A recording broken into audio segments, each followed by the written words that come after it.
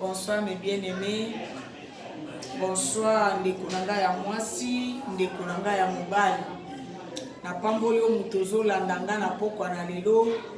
Na pamboli mwana ya papa na ngai moko ya mwasi lokola ya mobali. Sika nyonso oyo yo zwami. Yo muto oyo zwi bolingo ya ko télécharger vidéo oyo pe pona kolanda biso. Nzambe alola pambola yo, nzambe alola azongisela yo mbongo oyo dépenser pona télécharger mega na yo pona olanda biso.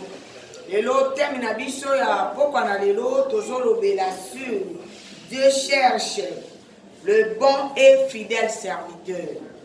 Nzambe azoluka ba bon et fidèle serviteur. Pourquoi tozoyokela likambo ya bon pe fidèle? Na kati ya bon tozoloba likambo ya basali oyo mabaza malamu. Mosali oyo aza tellement bien pour Nzambe.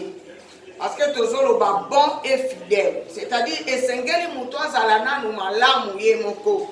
Alinga Nzambe na motema na ye mobimba. Mutu alinga Nzambe na bomoi na ye mobimba.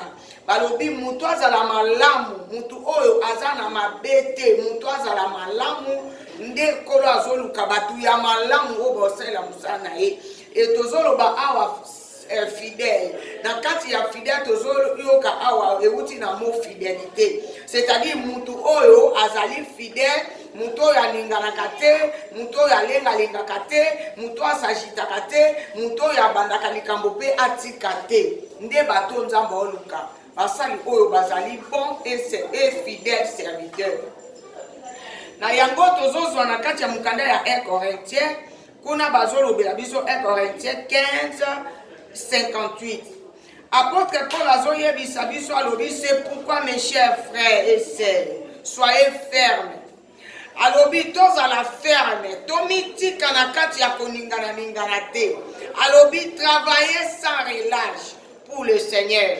Alobi to travailler sans kotika pona kolo na biso. Alobi sache que le peine que vous donnez au service du Seigneur ne pas en vain. Eza inutile. Wana apôtre Paul de mutazo yebisa biso.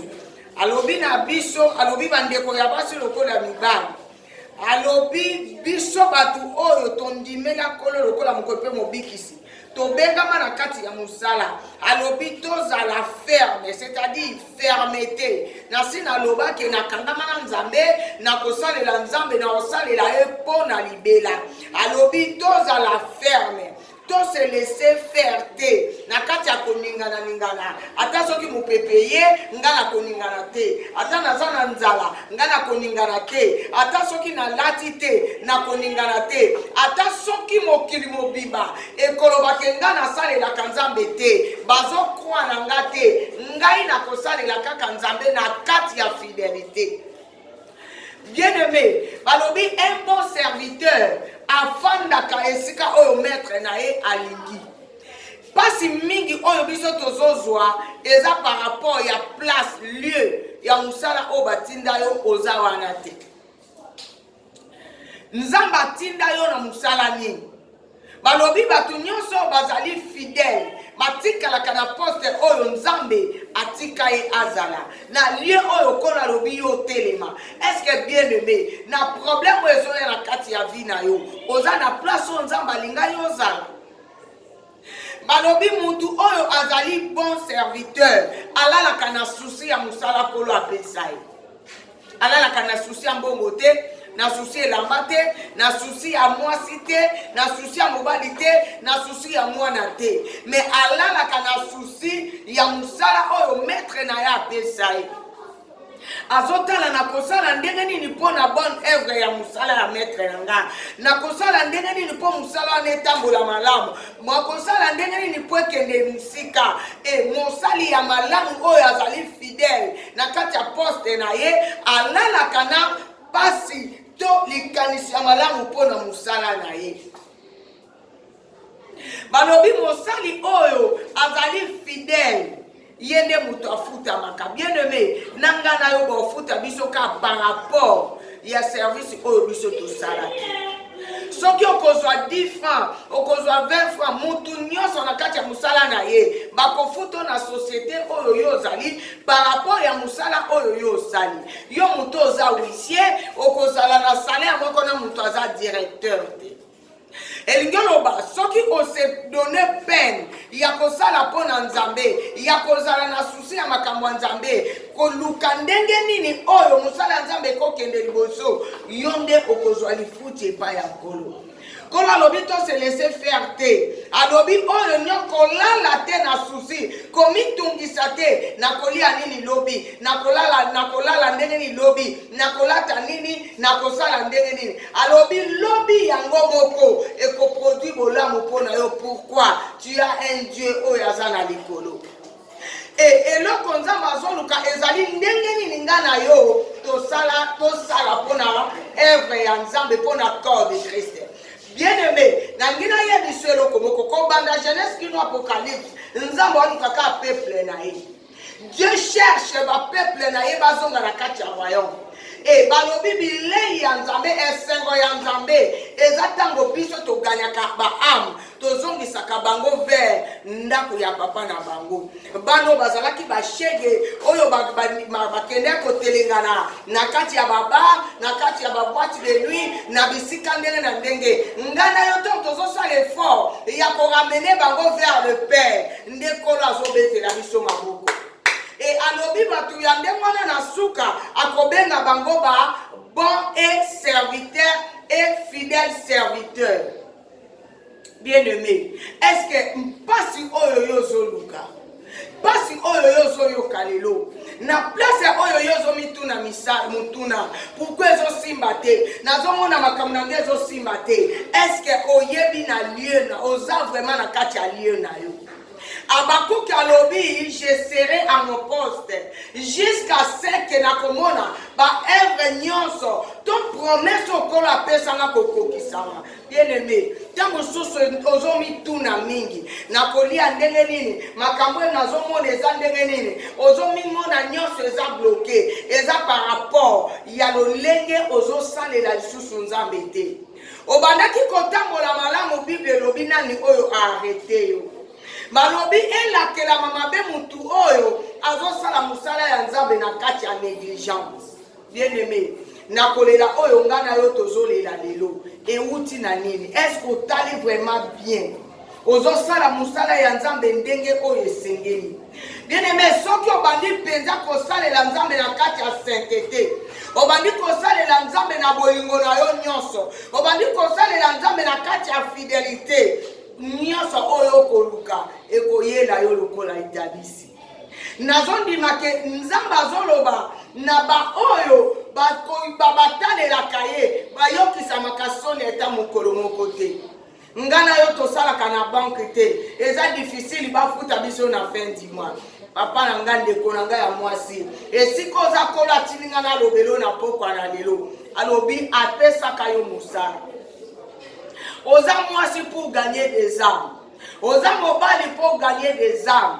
Bien-aimé, na pokwa na lelo nangi kaka na yebisa yo ke esengeli nga na yo toya epa ya nzambe nyonso oyo tokoluka ekopesa mela biso lokola itabisi kolo abengi nga na yo na pokwa na lelo otala musala oyo ya kolo apesi yo na kati ya quartier na yo na kati ya musala na yo na kati ya environnement na yo na kati ya ndaku na yo na bana oyo ya biso nini ozosala mpo na royaume ndeko na nga mwasi ndeko na nga mobali koloba teke nga nanu kolo apamboli nga te koloba teke nga nasala boye te bien-aimé kosunga musala nzambe koza na likanisi na yo okoza la pembeni ya pasteur na yo po peseka likambo ya malamu ndenge nini tokokosala mpo na œuvre ya nzambe ekende liboso okoki kozala wana mpo na kosala ta mosusu bakiti okozala wana pour gagner des âmes na kati ya balabala kati ya évangélisation ndeko na ngai est-ce olalaka na mikolo nyonso okolo apesaka yo pema par jour olobaka na bato boni ke kolo alingi yo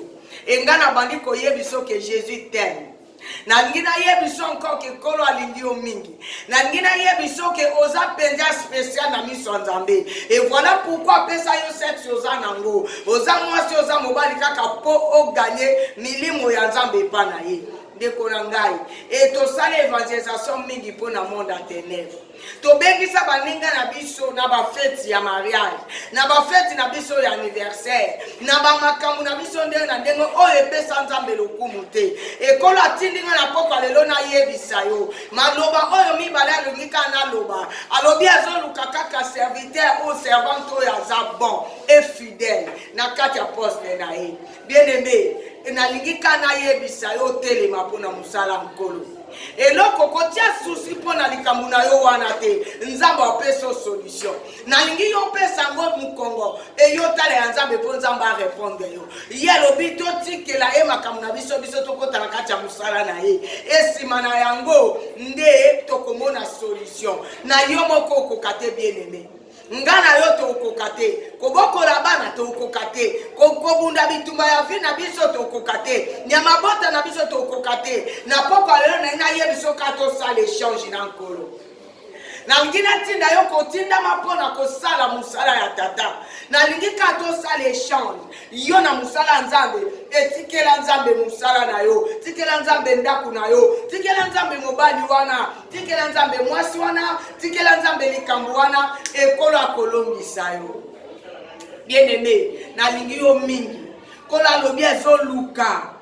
Et voilà pourquoi nzambe azoloba na luki abimisi basi abimisi mibali kaka pona koluka eteni na ye moko ya nzoto ekota na ferte bien aimé yo ponda ndanga lelo ozala mwana nzambe bateya yo yo teyi batu boni po bakota na royaume oteyi batu boni po bakota na royaume bien aimé nzambe alingi to gagner ba âme et tokofuta maselo yango après mokili oyo ndeko na nga mokili ekoleka me na likolo nga na yo tozanga esika te nangi bakorone biso selon oyo ndenge biso tokosalela mosala na biso ata bitumba ekoya apôtre Paul azolo balobi kobouge te koningana te ezala ferme c'est-à-dire sois une bonne décision ne te décourage pas alobi mpo mosala ozosala eza a 20 te okozwa lifuti na yango pozwa lifuti na yango bien aimé esengeli ofanda kozala jeunesse te oyo batindi yo na Ninive yo ke Tarsis